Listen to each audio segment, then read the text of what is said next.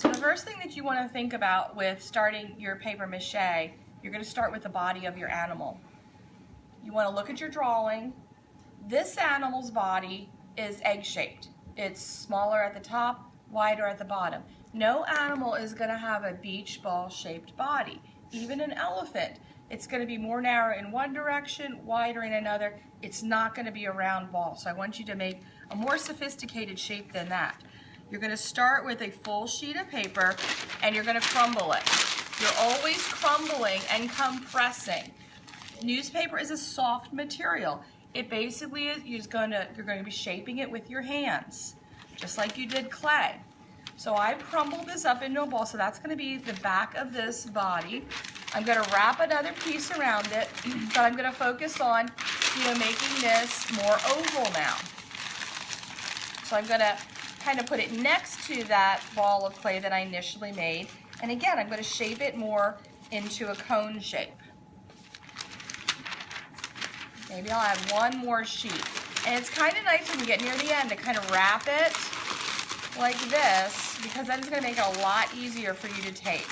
So once again, I'm compressing this to get the shape that I want.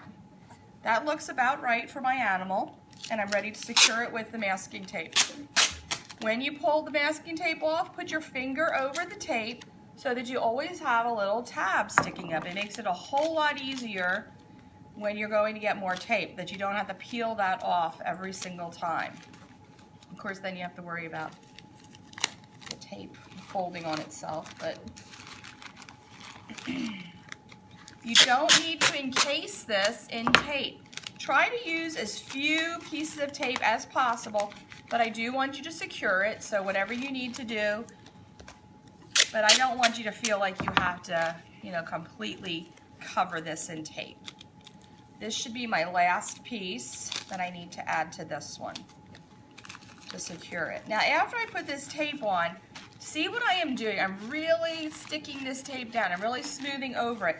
I am also then, again, trying to refine the shape of this body by sculpting it with my hands and making it into the shape that I want. That's very similar to that. It's a little bit bigger, actually. Next, you're going to work on legs for your animal. I also want to point out, legs are not tree trunks. Even an elephant has some contour to their legs. It's going to be wider at the hip, and it's going to get more narrow towards the ankle and the foot. So you want to start wider and taper. Don't just make a straight tree trunk. You can make something more sophisticated than that. Starting with a large sheet of paper, and I'm going to replicate these legs. So they're a little smaller, so I'm going to be folding this over, shaping the hip area. So this looks about as big as I want it to be. Now, I don't need a lot of material for the legs because my legs on my animal are kind of thin. So I'm going to just kind of now twist this to kind of get this a little smaller. And checking out my shape, that it looks the way I want. You're going to be looking at your drawings. If I wanted to end it here, I could fold that newspaper back. If I needed a much shorter leg, I could cut this with the scissors. So you're going to, think about the leg that you need. You're also going to be sculpting it without any bends. You can see that my animal has bends in the knee and the foot. You're going to add those later, and I'll show you how that's going to happen. Now, because I twisted this, it's going to take a little bit more tape to keep it from unraveling.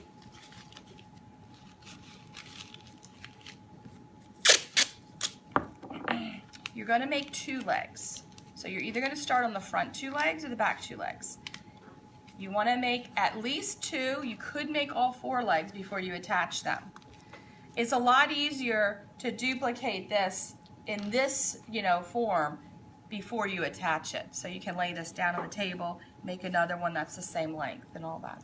So we're going to imagine that I made another one and I'm ready to attach them. You're going to attach it up here on the body. Legs don't sit on the end like that. You're going to attach it up here. That's where the hip is. A lot of times it becomes part of the structure of the animal, especially something like an elephant. They're going to have like a big, hip that's up there on the body. It's going to give you more contours for your animal, make it more interesting. So think about this. So if I put a pin through here, it would come out on this side. We're going to be making a wire prong coming out. And that's how you're going to be wrapping that around the animal. So you're going to take your leg over here to the wire, and you're going to cut the right amount of wire. Now I'm going to bring this over so we can see it better on the video. First thing you're going to do is you're going to bend a couple inches on this, making it like an L, and I'm going to put it right there, because remember I said that's where the body's going to go. And then I'm going to wrap this wire like a frame around this leg, coming back where I started, and again cutting it out here so I have a couple inches.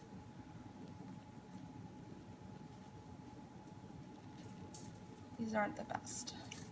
Get a notch in it, you can kind of wiggle it. So see how I have that?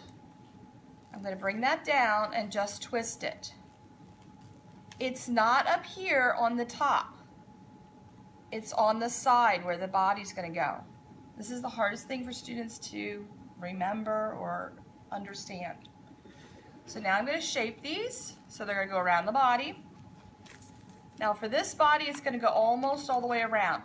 But if your body's much bigger, it doesn't matter. It doesn't have to go all the way around. You just need a couple inches on either side of this. So can you see how that's kind of like a claw holding that? That's what you want. Now I'm going to tape this on. So I'm going to bend this down so I can put the tape way at the base of this wire. And again, very important that I'm smoothing, really compressing this tape onto the newspaper body. What happens if you don't really stick this on and spend a few seconds doing this, when you paper mache and it gets wet, I've had legs like that slip right out from under that tape. So another piece of tape on the other side, the one going the other direction. Now I don't need to tape this whole thing on here. I tape the wire, that's all I need. Now the other place I want to put tape is here, because see how that can come right out of that wire frame? So you're going to want to put some tape around there to hold that. And especially like wherever you're going to bend it. Because the great thing about this wire is now that I have the leg, I can make a knee. I can make a much more sophisticated shape for my sculpture. That would have been hard to make that stay in just newspaper. The wire, I can bend it however I want. I can put a foot. This will probably pop out. Sometimes that pops out. And you can just tape that around. But see, now I have a foot, I have a knee. The other great thing, when I have 4 legs and I need to make my animal stand really solidly, I can angle the legs out or back until I find the spot that they're gonna stand, where my animal is gonna be very sturdy and stand well. You're gonna do 4 legs the same way. You're going to add the head the same way. You're gonna sculpt the head. Now it may not be a round ball again. It may have a snout. You're gonna tape it up. You're gonna put wire, a little end of wire, gonna go around the head, twist it, so that you have like that claw coming onto the body, and tape it on. Then you can move the head to the pose you like. You can do the same thing if you're adding a tail. You're gonna crumble the newspaper, and you're going to tape it up. So you can crumble it if you have a long tail. Twist it if it's a thinner tail. Add more newspaper if it's a very thick tail. Wire around, make that claw, and then you can bend it. You can even make that corkscrew shape of the lizard's tail, or this shape like I did for my monkey. If you have a little tail, say like an elephant or a giraffe, you can just take a piece of wire, twist it a couple times. I should have made that a little longer. And you can tape, you know, each of these ends, you know, on there. And then when you paper mache, you'll just go around that. So that could be for a little tail.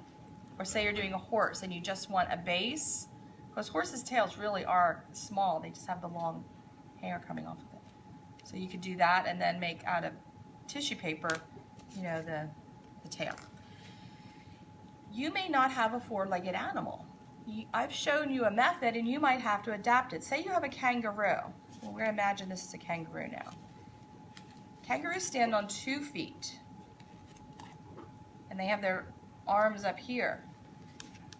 It's really easy to make things stand on 3. So you would have 3 points. So you'd have a tail coming out that you would wire it on, making it very thick, the same size as the body, and that would be your 3rd point. So it would stand really easily.